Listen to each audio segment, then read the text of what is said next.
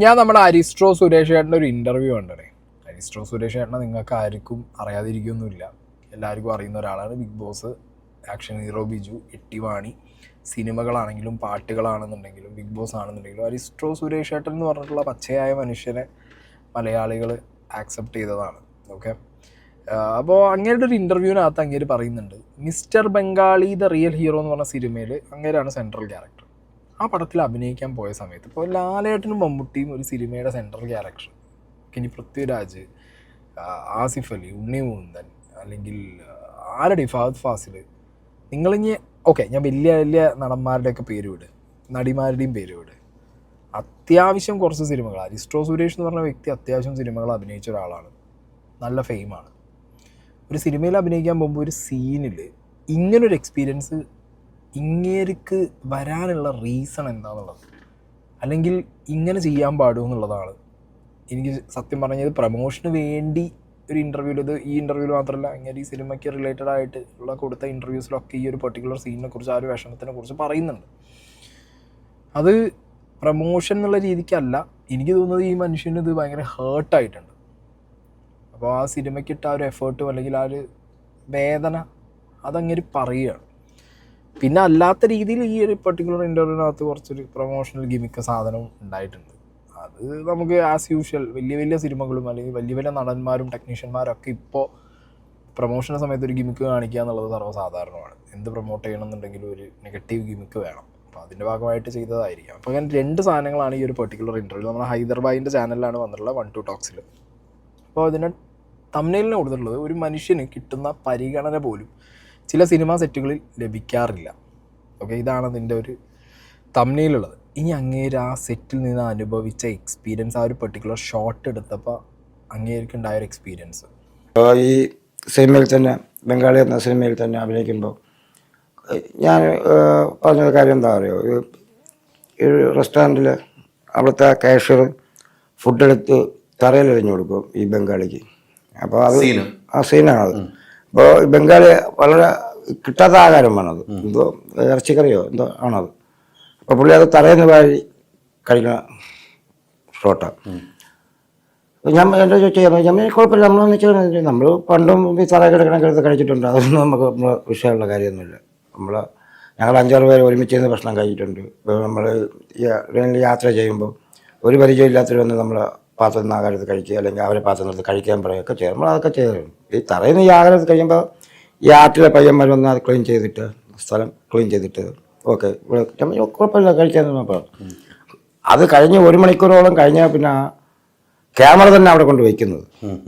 അപ്പോഴത്തേക്ക് അതുവഴി ശരിക്കും ആൾക്കാർ നടന്നു തുടങ്ങി. ഇപ്പോൾ ഈ ഡയറക്ടർക്ക് ഞാനതൊന്നും ഒന്നുകൂടെ ക്ലീൻ ചെയ്യാൻ പറ്റുമോ, അല്ലാതെ ക്ലീൻ ചെയ്തതാണ്. കാര്യം പുള്ളിയെ കുറ്റം പറയാൻ പറ്റില്ല. പുള്ളിയെ ആർട്ടിലുള്ള ആരെങ്കിലും നോക്കിയപ്പോൾ അവിടെ ആരും പയ്യന്മാരും ഇല്ല, അവരെന്തോ സാധനം എന്തോ മേടിക്കാൻ പോയിട്ടാണ്.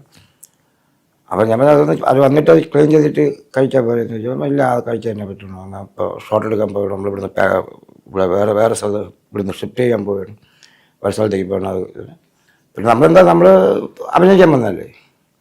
ശരിക്കും അഭിനയിച്ചത് അപ്പോഴാണ്, ജീവിതത്തിൽ ഞാൻ അഭിനയിച്ചത് അപ്പോഴാണ്. കാര്യം ആ അഭിനയത്തിനിടയിലുള്ള ഒരു അഭിനയം നമുക്ക് അറിയാം, ഇങ്ങനെ ഒരു പ്രശ്നം ഉണ്ടെന്നുള്ളതെങ്കിലും ആ അഭിനയത്തിന് വേണ്ടിയിട്ട് ഞാൻ ചെയ്തെന്നുള്ളത് വല്ലാത്ത ദുഃഖമായില്ലേ. ആ ദുഃഖമായിട്ട് എനിക്ക് ഫീൽ ചെയ്തില്ല. കാര്യം അത് സിനിമ കാണുമ്പോൾ അത് മനസ്സിലാവും എന്താണ് ആ സിനിമയിൽ അങ്ങനെ ഒരു സീക്വൻസ് ഉള്ളത്, എന്തിനാണ് ഉൾപ്പെടുത്തിയെന്ന് സിനിമ കാണുമ്പോൾ മനസ്സിലാവും. പാവടങ്ങേര്, അതായത് ഇതിപ്പോൾ വേറെ ഭയങ്കര സ്റ്റാർഡത്തിൽ നിൽക്കുന്ന ഒരാളോ അല്ലെങ്കിൽ അത്യാവശ്യം സിനിമകളിൽ മുഖം കാണിച്ച് സ്വയം ഞാൻ സ്റ്റാറാന്ന് പറഞ്ഞ് നടക്കുന്നവർ ആരെങ്കിലും ഉണ്ടെങ്കിൽ അവരൊക്കെ ഇത് ചെയ്യാൻ സമ്മതിക്കുമോ? ചെയ്യാൻ പറഞ്ഞാൽ അവർ ചെയ്യുമോ?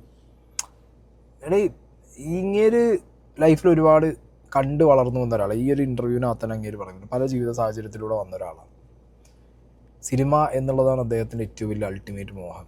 ഓക്കെ, ബിഗ് ബോസ് കഴിഞ്ഞു, കുറേ സിനിമകളിൽ മുഖം കാണിച്ചു. ഇത് ലീഡ് റോള് കിട്ടിയ ഒരു സിനിമയാണ്. അങ്ങനെയാണ് സെൻട്രൽ ക്യാരക്ടർ മിസ്റ്റർ ബംഗാളി എന്ന് പറഞ്ഞിട്ട്. അപ്പോൾ ബംഗാളികളുടെ പല സൈഡും നമ്മൾ ന്യൂസിലൂടെ അറിയാറുണ്ട്. അതിഥി തൊഴിലാളികളുടെ പല അങ്ങനത്തെ കാര്യങ്ങളാണ്. അപ്പോൾ അതിഥി തൊഴിലാളി ബംഗാളി എന്നൊക്കെ കേട്ട് കാണുമ്പോൾ തന്നെ മലയാളികൾക്ക് ഇത് അങ്ങനെ ഒരു മൂഡിൽ നോക്കുമ്പോൾ ഒരു നമ്മുടെ നാട്ടിൽ വന്ന് മമ്മൂക്കാനെ കാണാൻ ആഗ്രഹിക്കുന്ന ഒരു ബംഗാളിയുടെ സ്ട്രഗിളിങ് സാധനം, അങ്ങനെയാണ് അവരിത് പ്ലേസ് ചെയ്തിട്ടുള്ളതെന്നാണ് ഈ ഒരു ഇൻ്റർവ്യൂ കണ്ടപ്പോൾ എനിക്ക് മനസ്സിലായത്.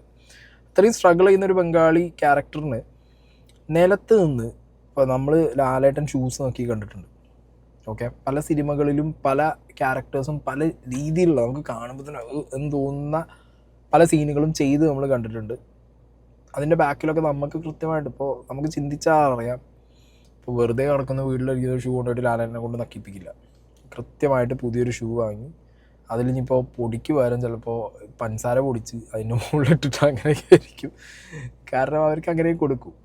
ഇവിടെ ഈ മനുഷ്യന് ഒരു നിലത്ത് നിന്ന് ഭക്ഷണം കഴിക്കുക എന്നുള്ളത് അതൊരു ഭയങ്കര, ഇപ്പോൾ നമുക്കാർക്കെങ്കിലും ഇട്ട് തന്നാൽ കഴിക്കൂടെ. ഇപ്പോൾ ഒരു സീൻ ചെയ്യാനാണെങ്കിൽ തന്നെ നമ്മൾ എന്ത് ചെയ്യും, പുതിയൊരു ടൈല് വെച്ച്, ഹോട്ടലാണെങ്കിലും ഉള്ളതിൻ്റെ മുകളിലൊരു പുതിയ ടൈലും വെച്ച് അതിൻ്റെ മുകളിൽ വേണമെന്നുണ്ടെങ്കിൽ എന്തെങ്കിലും ഒരു സ്പ്രേയും മറ്റേ സാധനവും അടിച്ച് അതിൻ്റെ മുകളിൽ ഭക്ഷണം ഇട്ട് തന്നാൽ കഴിക്കുന്നല്ലാതെ. ഹേമ കമ്മിറ്റി റിപ്പോർട്ടും പല പ്രശ്നങ്ങളും ഇവിടെ ഡിസ്കസ് ചെയ്യുന്നുണ്ട്. ഇതേപോലെ പല ആളുകൾക്കും ഉണ്ടാകുന്ന പല പ്രോബ്ലംസ് ഉണ്ട് സെറ്റുകൾ. ഇവരൊക്കെ ഇവരുടെ റോള് പോവുമോ അല്ലാന്നുണ്ടെങ്കിൽ ഇവരുടെ ക്യാരക്ടർ കട്ട് ചെയ്യുമോ അങ്ങനത്തെ കാരണം കൊണ്ട് ഇവരെന്ത് ചെയ്യില്ല, ഇതൊന്നും മൈൻഡ് ചെയ്തില്ല എന്ന് പറഞ്ഞിട്ട്. സത്യം പറഞ്ഞാൽ മുമ്പ് പറഞ്ഞ പോലെ ഞാൻ അഭിനയിക്കുന്നു ആ സീൻ അങ്ങനെ പറഞ്ഞതാണ്. ഞാൻ അഭിനയിച്ചു, കാരണം എന്നെ കൊണ്ട് വയ്യ അത് കഴിക്കാൻ. തുടച്ചു പോലും തന്നില്ല.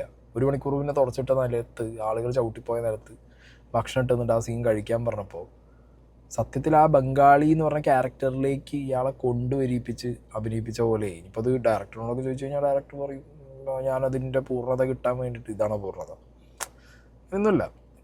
നമ്മൾ ഈക്വലായിട്ടുള്ള സ്പേസ്, ഈക്വലായിട്ടുള്ള ഒരു പരിഗണന, പ്രയോറിറ്റി കൊടുക്കണം. ഓക്കെ, ഒരു ഫീൽഡ് ആകുമ്പോൾ അവിടെയുള്ള എല്ലാവർക്കും അവർ അർഹതപ്പെടുന്ന, അവർ അർഹിക്കുന്ന രീതിയിലുള്ള എല്ലാ റെസ്പെക്റ്റും കൊടുക്കുക എന്നുള്ളതല്ല അതിൻ്റെ ഒരു മാന്യത. അപ്പോൾ ഇദ്ദേഹം ഈ ഒരു ഇൻ്റർവ്യൂവിലല്ല കേട്ടോ, അരിസ്റ്റോ സുരേഷ് ഏട്ടൻ ഇത് 1-2 ഇൻ്റർവ്യൂ സിനിമ റിലേറ്റഡ് ആയിട്ട് ഇപ്പോൾ റീസെൻ്റ്ലി 2-3 ദിവസം മുമ്പ് കൊടുത്തപ്പോൾ പറഞ്ഞിട്ടുണ്ട്. സത്യത്തിൽ അതൊരു പ്രൊമോഷണൽ ടോക്കായിട്ട് എനിക്ക് പേഴ്സണലി ഫീലായില്ല. ഓക്കെ, ഇത് ഫീലായിട്ടില്ല. കാരണം ഇദ്ദേഹം അങ്ങനെ എന്താ പറയുക, ഒരു പ്രൊമോഷൻ ഗിമിക്ക് കാണിക്കുന്ന രീതിയിൽ പോകുന്ന ഒരാളല്ലേ. ഇനി ബാക്കി ആരെങ്കിലും സിനിമയുടെ ആളുകൾ ഇദ്ദേഹത്തിനെ കാണിക്കാൻ പറഞ്ഞാലും അങ്ങേ മൊത്തം ഒരു ആർട്ടിഫിഷ്യാലിറ്റി വരുവോടെ. കാരണം ഇങ്ങേർക്ക് പച്ചയായി പറഞ്ഞുള്ള അങ്ങനത്തെ ഒരു മനുഷ്യനാണ് ഇങ്ങേര്. ഒരു പോർഷനും കൂടി ഉണ്ട്. ഇതുവരെ ഞാൻ ചെയ്തിട്ടുള്ള വേഷമല്ല ബംഗാളികൾ. ഇതിലെനിക്ക് കോമഡിയോ അല്ലെങ്കിൽ അങ്ങനെ എന്നുള്ള അല്ല, ഇത് വേറെ തരം ഒരു ക്യാരക്ടറാണ്. അല്ല, അങ്ങനെയൊക്കെ ചെയ്യാൻ എങ്ങനെ തോന്നുന്നു? ഒരു നടനാണല്ലോ നമ്മൾ, പ്രേക്ഷകർ അംഗീകരിച്ച നടനാണ് സുരേഷ് ഏട്ടൻ. അല്ല, നടനാവട്ടെ അല്ലെങ്കിൽ ഏതെങ്കിലും ഒരു മനുഷ്യനാവട്ടെ, ഒരു എന്താ പറയുക, ഒരു ഭിക്ഷക്കാരനോടും അങ്ങനെ ആരും കാണിക്കാറില്ലല്ലോ അല്ലേ. ഒരു പേപ്പറിലെങ്കിലും കൊടുക്കും ആഹാരം. ഭിക്ഷക്കാരനോട് പോലും ചെയ്യാൻ പാടില്ല. നടൻ എന്നുള്ളതല്ലല്ലോ ഇവിടുത്തെ പരിഗണന, അല്ലെങ്കിൽ ഒരു മനുഷ്യൻ എന്നുള്ളതല്ലല്ലോ പരിഗണന. ഒരു മനുഷ്യനാണ്.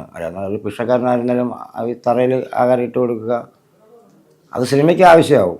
പക്ഷേ അത് ചെയ്യുന്ന ആളിനോട് അത് ആരായിരുന്നാലും ആ ഒരു മാന്യതയൊക്കെ കുറച്ചൊക്കെ വേണമല്ലോ അല്ലേ. എന്താ പറയുക, നമ്മൾ സിനിമയ്ക്ക് വേണ്ടിയിട്ട് നമ്മൾ ചെയ്യുന്ന ഒരു സിനിമ, നമ്മൾ സെൻട്രൽ ക്യാരക്ടറായിട്ട് വരുന്നൊരു സിനിമ, ആ സിനിമ നമ്മുടെ ഭാവം കൊണ്ട് ഒരു കുഴപ്പമുണ്ടായിരുന്നു കരുതിയിട്ടുള്ളത്. എനിക്ക് അറിയാമെന്നുള്ള ഒരു കാര്യം എന്താ പറയുക, എനിക്ക് പറയാൻ വയ്യ. ആ സിറ്റുവേഷൻ ആലോചിക്കുമ്പോൾ ആർക്കാണെന്നുണ്ടെങ്കിലും ഇപ്പോൾ നമ്മളെ കഥാപാത്രത്തിന് വേണ്ടി നമ്മൾ ചെയ്യുക, അത്രേ ഉള്ളൂ. നമുക്ക് കിട്ടിയില്ല, ചോദിച്ചു, അതൊന്ന് മാറ്റി തുടച്ചു തരുമെന്ന് ചോദിച്ചു, നിലത്ത് തുടച്ച് തന്നില്ല, അവിടെ തന്നെ ഇട്ട് ആ സീൻ എടുക്കേണ്ട ഒരു അവസ്ഥ വന്നു. അത് ഏതൊരു മനുഷ്യനാണെങ്കിലും വേദനയാണ്. നാളെ സിനിമ സെറ്റുകളിലും അല്ലെങ്കിൽ സിനിമ റിലേറ്റഡ് ആയിട്ടുള്ള ഷൂട്ടുകളിലും ഇതേപോലുള്ള അവസ്ഥയൊന്നും ആർക്കും വരുത്തിക്കാതിരിക്കുക. ഓക്കെ, ഇത് ഞാൻ പറഞ്ഞു, ഇതെനിക്കൊരു പ്രൊമോഷൻ ബേസിൽ ഇദ്ദേഹം പറഞ്ഞതായിട്ട് എനിക്ക് ഫീൽ ചെയ്തില്ല. ഹൈദരാബാദിയുടെ ചാനലല്ലാതെയും 1-2 ചാനലിൽ ഇൻ്റർവ്യൂ കൊടുത്തപ്പോൾ ഇദ്ദേഹം പറയുന്നുണ്ട് ഈ ഒരു വിഷയം, അങ്ങനെ ഒരു ഇതുണ്ടായി എന്നുള്ളത്. ഇതിപ്പോൾ പലരും ചോദിക്കാം, ലാലേട്ടനും മമ്മൂട്ടി ഇതിന് കൂടുതൽ റിസ്ക് എടുത്തിട്ടില്ലേ എന്നൊക്കെ ചോദിക്കാം. ഇത് നിങ്ങൾ ആലോചിച്ച് നോക്ക്, നിങ്ങൾക്ക് തോന്നുന്നുണ്ടോ? ഇപ്പോൾ സ്ട്രഗ്ലിംഗ് സ്റ്റേജുകളിൽ ചിലപ്പോൾ പല റിസ്ക് കൊടുത്തിട്ടുണ്ടാവും. എന്താണെങ്കിൽ ഇങ്ങനെ നിലത്തിട്ടിട്ട് 1 മണിക്കൂർ കഴിഞ്ഞിട്ട് എല്ലാവരും നടന്നതിൻ്റെ മുകളിൽ പിന്നെയും തിന്നാൻ പറയുമ്പോൾ ഒരു സിനിമയുടെ ഷൂട്ട് അത് അവരുടെ അടുത്തൊന്നും പോസിബിൾ ആവില്ല. ഇല്ലെങ്കിൽ ഇവരെ ലൈക്ക് സുരേഷ് ഏട്ടനെ പോലുള്ള ആളുകൾ, സ്ട്രഗ്ലിംഗ് ഫേസിൽ നിൽക്കുന്ന ആളുകളെ കൊണ്ട് എന്തും ചെയ്യിക്കാം എന്നുള്ളൊരു മെൻറ്റാലിറ്റി ഉള്ള സിനിമയിലുള്ള കുറേ ടെക്നീഷ്യൻസ് ഉണ്ട്, ഡയറക്ടേഴ്സ്, പ്രൊഡ്യൂസേഴ്സ്, അങ്ങനെയൊക്കെ ഉണ്ട്. അവർക്കത് ഇവരങ്ങനെ ചെയ്യും. കാരണം ഇവർക്കത് ആവശ്യമാണ്, ഇവരുടെ ആവശ്യമുള്ള ഒരു റോൾ അല്ലെങ്കിൽ ഇവരുടെ ആവശ്യം എന്നുള്ളത് വിചാരിച്ച് അത് എക്സ്പ്ലോയിറ്റ് ചെയ്യാമെന്ന് അതിന് പറയാനുള്ളൂ. ഓക്കെ, ഇനി പലർക്കും പറയാം ഇതിലും കൂടുതൽ പ്രശ്നങ്ങൾ അനുഭവിച്ച് പലരും സിനിമയിൽ വന്നിട്ടില്ല. പക്ഷേ ഇതൊക്കെ ഒരു മനുഷ്യനെ സത്യത്തിൽ ഉള്ളിൽ കൊള്ളിക്കുന്ന സാധനങ്ങളല്ലേ. അതുകൊണ്ട് ഇത് പറഞ്ഞു കേട്ടപ്പോഴും അങ്ങനെ പറഞ്ഞപ്പോഴും എനിക്ക് ഭയങ്കരമായിട്ട് തോന്നണേ ഇത് അങ്ങനെയൊക്കെ ചെയ്യിക്കാൻ പാടുമെന്നുള്ളൊരു ഫീൽ. ഞാൻ പറഞ്ഞല്ലോ ഈ ഒരു ഇൻ്റർവ്യൂവിൽ എനിക്ക് ഈ ഒരു പോർഷൻ ഭയങ്കരമായിട്ട് എന്തോന്നാണ് നടക്കുന്നത്. ഇവിടെ പലതും മിസ് ചെയ്യുന്നത്. ഇപ്പോൾ ഇതിപ്പോൾ ഒരു സ്ത്രീ കഥാപാത്രത്തിനോടാണ്, ഒരു ലേഡി ആക്ടറിനോടാണ് പറഞ്ഞതെന്നുണ്ടെങ്കിൽ ഇവിടെ ബോംബ് പൊട്ടണം അതിൽ പരിപാടികൾ പൊട്ടിയിട്ടുണ്ടാവും. മനസ്സിലായോ? ഇതിപ്പോൾ ഒരു പുരുഷനാണ്, ഇദ്ദേഹം വന്നിങ്ങനെ പറയുകയാണ്, ഒന്നും ആരും മൈൻഡ് ചെയ്യുന്നില്ല, ആരും തിരിഞ്ഞിട്ട് പോലും നോക്കില്ല.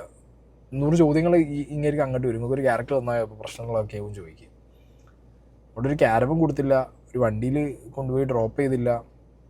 അങ്ങനത്തെ എന്തെങ്കിലും ഒരു ലേഡി ആക്ട്രസ് ആണ് വന്ന് പറഞ്ഞതെന്നത്തേക്ക് ബോംബ് പൊട്ടണം അതൊരു പൊട്ടും, കമ്മിറ്റികൾ വരും, പ്രശ്നങ്ങളാവും, വിഷയങ്ങളാവും.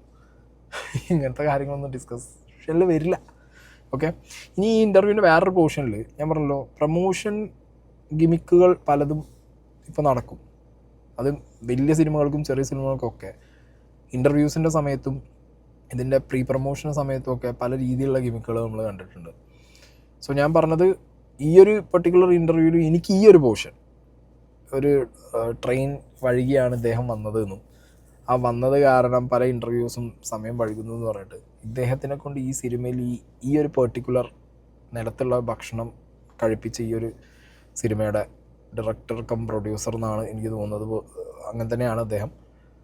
കാരണം വേറെ ഇൻ്റർവ്യൂവിൽ അദ്ദേഹത്തിന് അങ്ങനെ ഇരുത്തി സംസാരിക്കുന്നത് കണ്ടു. അപ്പോൾ ആ വ്യക്തി വന്നിട്ട് ഒരു സാധനം ചെയ്യുന്നുണ്ട്, അതീവ നാടകീയതയാണ് എനിക്ക് പേഴ്സണലി ഫീലായ. പിന്നെ ഹൈദരാബാദിനെപ്പോലുള്ള ഒരാളുടെ അടുത്ത് വന്നിട്ട് ചാടിക്കയറിയിട്ട് ഇൻ്റർവ്യൂവിൻ്റെ ഇടയിൽ എങ്ങനെയെന്ന് പറഞ്ഞാൽ അങ്ങനെ വെറുതെ വിടില്ല. അങ്ങേര് തിരിച്ച് അത്യാവശ്യം നല്ല പിടിച്ച് കൂട്ടിത്ത് കണ്ടൻ്റ് ആക്കുന്ന ആളാണ്. അപ്പം അങ്ങേരും ഉണ്ടായിരുന്നപ്പോൾ എനിക്ക് തോന്നി ഇടയിലൊരു സാധനം ഇട്ട് കൊടുത്തതാണോ എന്നുള്ളത്. സാമ്പത്തികമായിട്ടൊന്നും സേഫ് ആയിട്ടില്ല. ഏറ്റവും കൂടുതൽ സങ്കടങ്ങൾ ആരോടാണ് ഷെയർ ചെയ്യുന്നത്? ആരോട് ഷെയർ ചെയ്യില്ല, ഉള്ളിൽ തന്നെ. ഉള്ളിലിടുവാണ്.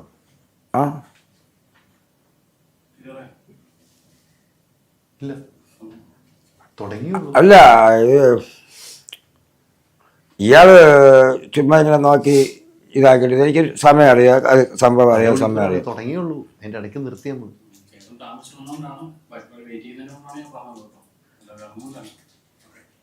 കാര്യങ്ങൾ ഇയാൾക്ക് അറിയില്ലല്ലേ, അല്ലെങ്കിൽ നമുക്ക് ഇത് ഇവിടെ ചെറുപ്പം നിർത്താം ഇത് പരിപാടി.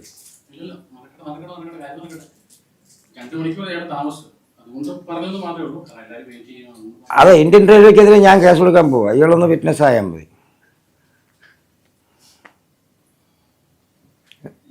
കട്ട് ചെയ്ത് അല്ല 10 മിനിറ്റ് പറഞ്ഞു, പറയാനുള്ള എന്താ വെച്ചാൽ പറഞ്ഞു, വിട്ട് തുറന്നിട്ട്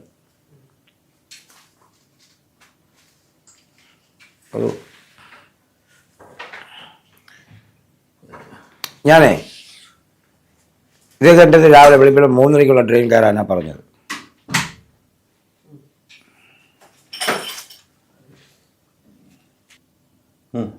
ഞാൻ തിരുവനന്തപുരത്ത് നിന്ന് പറഞ്ഞത്, ഇത്രയും ദൂരം നിന്ന് വരുന്ന ഒരാളാണ് ഞാൻ. അപ്പോൾ ഞാൻ അവിടുന്ന് എന്നത് വെളുപ്പിൽ 3:30 മണിക്ക് വണ്ടി കയറാൻ പറഞ്ഞു, എറണാകുളം എക്സ്പ്രസ്സിൽ കയറാൻ പറഞ്ഞു. ഞാൻ അപ്പോൾ എൻ്റെ ബുദ്ധിമുട്ട് ഞാൻ പറഞ്ഞു, ഈ 3:30 മണിക്ക് ഞാൻ കയറണമെങ്കിൽ ഞാൻ ഈ രാത്രി ഉറങ്ങാതിരിക്കണം. നമ്മൾ കുറച്ചുകൂടെ സമയം, നമ്മൾ ഇൻ്റർവ്യൂ സമയം കുറച്ചുകൂടെ ഒരു 11 മണിക്കാക്കുള്ളത്. 10 മണിക്ക് തുടങ്ങുന്ന ഇൻ്റർവ്യൂ, ഞാനിത് ആദ്യമായിട്ട് സിനിമയുടെ പ്രൊമോഷന് 10 മണിക്കൊക്കെ നമ്മൾ ഒരു 11 മണിക്ക്, ഇപ്പം നിങ്ങളായിരുന്നല്ലോ ഒരു 11 മണിക്ക് 10 മണി കഴിഞ്ഞിട്ടൊക്കെ അല്ലേ എല്ലാവരും എത്തത്തുള്ളൂ. ഷെഡ്യൂൾ തന്നത് കാരണം ഈ പറഞ്ഞ ആൾക്കാരെല്ലാം വെയിറ്റിംഗ് നിൽക്കുന്നത് കൊണ്ട് അവർ ഈ പറഞ്ഞ പോലെ 2 മണിക്കൂർ താമസം, ആ 2 മണിക്കൂർ വെച്ചിട്ടാണ് ഈ കാര്യങ്ങൾ മുഴുവൻ പോകുന്നത്. ഇപ്പൊ എന്ത് സംഭവിച്ചാൽ 10 തൊട്ട് 12 വരെയുള്ള സംഭവം, 12 വരെയുള്ള സംഭവങ്ങൾ മുഴുവൻ എക്സ്റ്റെൻഡ് ചെയ്ത് പോവാണ്. അപ്പൊ പുറത്ത് അവരിവിടെ കാത്തു നിൽക്കുമ്പോ ഞാൻ ഒരു കാര്യം പറയാം, നമുക്ക് എങ്കിൽ ഇതിപ്പോ ഇവിടെ വെച്ച് നിർത്താം. ഞാൻ പറഞ്ഞ അല്ല, ഞാൻ അവിടെ നിൽക്കും, ഞാൻ അവിടെ നിന്ന് ഞാൻ വീഡിയോ കോളിട്ട് കാണിച്ചു തന്നെയാണ് ഇയാളെ വണ്ടി ഇപ്പൊ എവിടെ നിൽക്കണം എന്നുള്ളത്, വണ്ടി എവിടെ നിൽക്കുന്നത് എന്നുള്ളത് ഞാൻ വീഡിയോ കോളിട്ട് കാണിച്ചു തന്നല്ലേ. ശരിയാണ്, ഞാൻ പറയാതെ കാര്യമൊക്കെ അതാണ്. ഈ പറഞ്ഞ വെയിറ്റ് ചെയ്യുമ്പോൾ അവിടെ അവര് അതും ഇതൊക്കെ നമ്മളോട് പറയുന്നു, നമുക്ക് വേണ്ടി വന്നവരാണ്, അതുകൊണ്ടാണ് നമ്മൾ പറഞ്ഞത്. അതെനിക്കറിയാം, പക്ഷെ അത് എന്റെ മാത്രം തലയെ കൊണ്ടുവയ്ക്കുന്ന ഒരു ഉത്തരവാദിത്തം അത് മാറ്റിയെടുക്കാൻ ശ്രമിക്കുന്നത്. പറഞ്ഞത് രീതിയിലാണ് പറഞ്ഞത്, ചേട്ടൻ 7:30 ഇവിടെ വരാം, ഇവിടെ റൂം എനിക്ക് വേണം ജോലി, കിടന്നുറങ്ങാം, അതിനുശേഷം അതല്ല ഞാൻ പറഞ്ഞു, ആ വണ്ടി അത് ആ 3:30 മണിക്കുള്ള വെളുപ്പം രാത്രി 3:30 മണിക്കുള്ള വണ്ടിക്ക് ഞാൻ കയറണമെങ്കിൽ ഞാൻ ഇന്നലെ ഉറങ്ങാണ്ടിരിക്കണം. പക്ഷെ ഞാൻ അല്പം ഉറങ്ങിപ്പോയി, ലേറ്റായി പോയി. അപ്പോൾ എന്നിട്ട് ഞാൻ എത്ര മണിക്ക്, ഞാൻ 4 മണിക്ക് വേണ്ടിയിട്ട് കുളിച്ച് റെയിൽവേ സ്റ്റേഷനിൽ എത്തിയിട്ട് 6:15 വണ്ടിക്ക് 6:45 വണ്ടിക്ക് ഞാൻ പോകുന്നത്. ശരി ശരി ശരി, കാര്യം നടക്കട്ടെ, ഇനിയിപ്പോൾ അതിനായിട്ട് വേണ്ട, കാര്യം നടക്കട്ടെ. ശരി, സോറി. ഈ ഒരു പോർഷൻ കണ്ടപ്പോൾ തന്നെ എനിക്ക് കാരണം എന്താ പറയുക, ഈ ഒരു ഇൻ്റർവ്യൂ കാണുമ്പോൾ പലരും ഇനിയിപ്പോൾ ഈ അരിസ്റ്റോ സുരേഷ് ഏട്ടൻ നിലത്തുനിന്ന് വാരിയെടുത്തതാണെങ്കിൽ പ്രൊമോഷൻ പറഞ്ഞതെന്നുള്ള രീതിയിൽ ചിലപ്പോൾ കണ്ടില്ലടാ നീ അതിൻ്റെ ലാസ്റ്റ് നീ ഒന്ന് പോയി നോക്കാഞ്ഞത് എന്ത്, അവിടെ അവരൊരു സാധനം ചെയ്തില്ല, അതിനാടകീയത തോന്നാം. എനിക്കിത് പേഴ്സണലി തോന്നി. അങ്ങേരുടെ ലാസ്റ്റ് ആ വ്യക്തി ഇങ്ങനെയൊക്കെ ഒപ്പോട്ടെ നടക്കട്ടെ, അങ്ങേരുടെ പടമാകുമ്പോൾ പിന്നെ അങ്ങേരുടെ പടത്തിൻ്റെ ഇൻ്റർവ്യൂവിൽ കയറിയിട്ട് അത് കോളാക്കൂടി, അതൊന്നും വരാൻ പോകുന്നില്ല. സോ അതൊക്കെ ഒരു പ്രൊമോഷണൽ ഗിമിക്ക് മാത്രമായിട്ടാണ് എനിക്ക് പേഴ്സണലി ഫീൽ ആയത്. ബട്ട് നമ്മളിവിടെ ഡിസ്കസ് ചെയ്യേണ്ടതും, ഇല്ലെങ്കിൽ ഇപ്പം നമ്മൾ പ്രേക്ഷകരെല്ലാവരും പൈസ കൊടുത്ത് സിനിമ കാണുന്ന ആളുകളാണ്. ഇവിടെ ഏറ്റവും കൂടുതൽ ഡിസ്കഷനിൽ വരുന്നതും ഡിസ്കഷൻ ആവുന്നതും കുൽസിത പരിപാടികളാണ് സിനിമയിൽ അത് ചെയ്തു ഇത് ചെയ്തു, ഹേമ കമ്മിറ്റി, മറ്റത് മറിച്ചത്, കേസ് അല്ല. സ്ട്രഗിൾ ചെയ്യുന്ന, റിയൽ സ്ട്രഗിൾ അനുഭവിക്കുന്ന, ഏറ്റവും കൂടുതൽ ബാഡ് എക്സ്പീരിയൻസ് ഉണ്ടാകുന്ന ആളുകളും ഉണ്ട്. റിയൽ ആയിട്ടുള്ള ആളുകളും റിയൽ ആയിട്ടുള്ള എക്സ്പീരിയൻസുകളും ഉണ്ട്. അവിടെയാണ് മലയാള സിനിമയിൽ വലിയൊരു മാറ്റം കൊണ്ടുവരേണ്ടത്. ഇക്വാലിറ്റി, പ്രിഫറൻസ്, അങ്ങനത്തെ സാധനങ്ങളൊക്കെ ഒരു തുല്യതയിലെത്തേണ്ടത് ഇങ്ങനത്തെ സിറ്റുവേഷനിലും ഇങ്ങനെയുള്ള ആളുകൾക്ക് ഒക്കെയാണ് കിട്ടേണ്ടത്. അൺഫോർച്ചുനേറ്റ്ലി ഇതൊന്നും ഡിസ്കഷനിൽ വരാൻ പോകുന്നില്ല എന്നുള്ളതാണ് സത്യം.